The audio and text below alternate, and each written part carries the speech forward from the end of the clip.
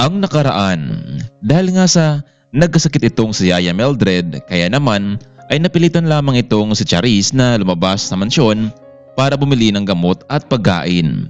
Ngunit sa kanyang paglalakad ay hindi niya inaasahan na mayroong lalaki na kanyang nakabungguan. Dahil sa pangyaring iyon ay doon nagsimula na nagkakilala sila nitong si Joshua. Naku, maraming salamat talaga Joshua sa paghatid mo sa akin. Nako, ayos lang yun Miss Charis. Hindi ako mapaniwala na dito ka pala nakatira sa malaking mansyon.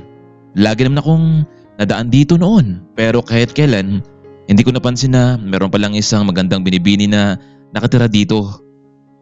So, paano Joshua? Muli, maraming salamat. Sana hindi lang ito ang una at huli nating pagkikita, Miss Charis. Gusto ko sanang maging kaibigan mo. Yun nga lang kung gustuhin mo lang. Ha? Kaibigan? Pwede naman. Hindi ka naman siguro masamang tao, hindi ba? Masamang tao? Hindi ah. O sige, ito nga pala ang phone number ko kapag kailangan mo ng makausap, tawagan mo lang ako. Nandito lang naman ako sa loob ng bahay. Nako Miss Charis, hindi mo lang alam kung gaano ako kasaya. Sige na, alis na rin ako. Okay, mag-iingat ka Joshua. Sila ang maingat sa akin. Matapos inhatid ni Joshua ang dalaga sa bungad ng kanilang mansyon, ay umalis na rin ito pauwi sa bahay. Hindi may pinta sa mukha ng binata ang kasayahan dahil sa mayroong bago na itong kaibigan.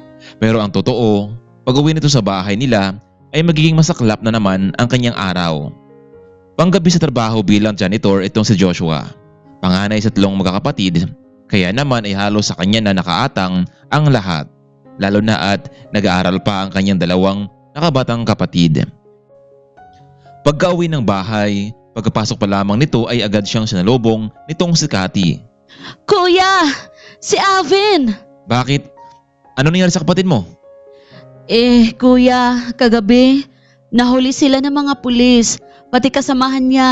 Dahil sa pagnanakaw, ninakawan nila ang isang malaking bahay pero nahuli pa rin sila ng mga pulis. Ay naku talaga, hindi na talaga natanda yung kapatid mo. Cathy, lagi na lang siyang sakit ng ulo. Sige na, dadalawin ko siya sa may kulungan. At ikaw naman, magbihis ka na para pumasok sa klase mo. Kuya, wala naman kaming pasok sa araw na ito. Wala kasi ang guro namin kaya napagpasyahan ng mga kaklase ko na mamasyal kami. Pati ba naman ikaw, Cathy? Puro ka na lang gala. Sa halip na mag-aral ka na mabuti.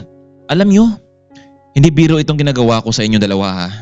Para mapagtapos kayo ng pag-aaral pero ano itong ginagawa niyo sa akin dalawa? Yung kapatid mo. Kuya, hindi ka naman namin pinipilit na paaralin kami.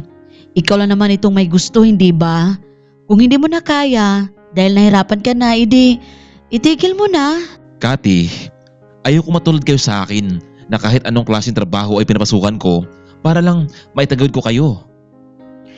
Alam mo, ang totoo kuya, tumigil na rin ako sa pag-aaral. Total naman, tapos na rin naman ako sa high school, di ba? Gusto ko na rin magkaroon ng sariling pera kuya. Hindi yung puro na lang hingi ng hingi sa'yo eh. Hindi kita pinintulutan, Cathy. Ginagawa ko nga ang lahat para makatulong sa inyo. Sige, kung yan ang gusto nyo, kayong bahala. Huwag nyo akong sisihin sa huli. Matapos nilang nag-usap ay umalis na itong si Cathy para makipagkita sa mga kaibigan. Samantalang hindi naman nakatulog itong si Joshua. Dinala mo na ito ang kanyang kapatid sa may kulungan. Alvin, ano na naman to? Hindi ka ba nahiya sa ginawa mong yan? Kumalat na sa buong lugar yung ginagawang pagnanakaw. Baka sabihin nilang pinabayaan ko kayo. Kuya Joshua, gusto ko rin namang guminawa ang buhay ko. Kaya nga eh. Yan bang naisip mong paraan para guminawa ang buhay mo? Magnakaw ka? Hindi biro ang buhay, alam mo yan. Kung gusto mong guminhawa, magsumikap ka sa tamang paraan. Alam mo bang mahigit 30,000 ang kailangan para makalaya ka dyan? At saan ako nun? Namangutang ako. Kuya Joshua, kung wala kang mapiyansa sa akin, huwag mo nang pilitin ang sarili mo. Hayaan mo na ako dito dahil makakalaya din ako. Sige na kuya, umalis ka na. Gusto ko ng pahinga. Matapos nilang mag-usap na magkapatid ay bumalik na si Joshua sa kanilang bahay at natulog muna ito dahil sa gabi kasi pabalik sa trabaho. Ngunit hindi siya nakatulog dahil sa kaisip sa kapatid kung paano niya ito mailabas. Ngunit kalaunan ay nakatulog na rin ito dahil sa pagod mula sa trabaho. Bigla na lamang itong napabangon matapos tumunog ang kanyang phone. Hapon na pala kaya kailangan niyang maghanda para sa pagpasok sa kanyang trabaho bilang isang janitor. Ngunit napansin ni Joshua na hindi pa rin nakauwi si Cathy mula kaninang umaga kaya nag-iwan na lamang ito ng makain. Muling napadaan itong sa Joshua sa malaking bahay. Tahimik lamang ito ngunit napansin niyang nakabukas ang gate pero wala namang tao ang naroroon. Kaya naman bilang bagong kaibigan ay nagkaroon siya ng lakas ng loob para malaman kung ano ang nangyari. Medyo hindi siya mapalagay kaya naman pumasok ito at walang paalam.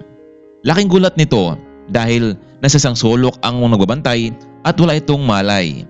Kaya naman dito na mas lalong kinakabahan itong si Joshua dahilan para tumawag ito ng kapulisan at ibinalita ang nangyari. Bagamat hindi pa ito kabisado ang buong mansyon, sinikap niyang makapasok sa loob para masaksihan ang lahat. Pagkapasok ni Joshua, may nakita itong isang armadong lalaki at kasalukuyan niyang tinatali ang mga kamay na Yaya Mildred at Charis. Kailangan niyang gumawa ng paraan para mahuli ang taong ito. Dahan-dahan siya lumapit na may pag-iingat at bigla niya itong hinampas na matigas na bagay sa batok dahilan para mahimatay ito. Nung nawalan siya ng malay ang lalaki, agad niya rin itong tinali sa kamay at paa para hindi makawala at tinanggal niya ang nakapiring sa mata ni na Mildred at Charis. Miss Charis, ayos lang kayo dito? Joshua, maraming salamat sa pagtulong mo sa amin. Buti nakita mo kami. Noong kasing papasok sa trabaho, nakita ko kasing nakabukas yung gate nyo at nasulok ang nagbantay sa inyo at walang malay. Kaya naman naisip ko na pumasok sa loob. Pero huwag kayong mag-alala. Parating na rito ang mga pulis dahil tinawagan ko na sila. Naku, iho. Maraming salamat. Paano kayo nagkakilala ni Charis? Nagkakilala po kami ni Charis kahapon noong nasa palengke siya at nagkabungguan kaming dalawa. Kung ganun, iho, maraming salamat talaga. Siguro kung hindi ka dumating, baka kung napaano na kami ni Charis. Ilang minuto ang nakalipas, dumating na rin ang mga kapulisan at napag-alaman nilang ang lalaking ito ay matagal nang hinahanap ng batas at malaki ang halagang nakapatong sa kanyang ulo. Mabuti na lang Mr. Natividad at nahuli mo ang lalaking ito. Pero alam mo bang delikado ang ginawa mo dahil walang awa ang lalaking ito sa kanyang nagiging biktima matapos makuha ang kanyang gusto? Oo sir, alam ko po yun. Delikado para sa aming tatlo pero nagkaroon ako ng lakas ng loob para matumba siya. Anyway Mr. Natividad, kapag mayroon kang oras, pumunta ka na lang sa headquarters bukas at ibigay namin sa iyo ang gantimpala na para sa iyo. Sige po sir, baka bukas po. Pupunta ako sa headquarters. Ilang minuto din ang nagdaan. Nagising na ang lalaki pero wala na itong kawala sa batas. Makuha kaya ni Joshua ang naturang reward. Ito na rin kaya ang panahon para makapagpiyansa ang kanyang kapatid na nakulong. Ano naman kaya ang gagawin ni Charis bilang pasalamat kay Joshua sa pagtulong nito sa kanila?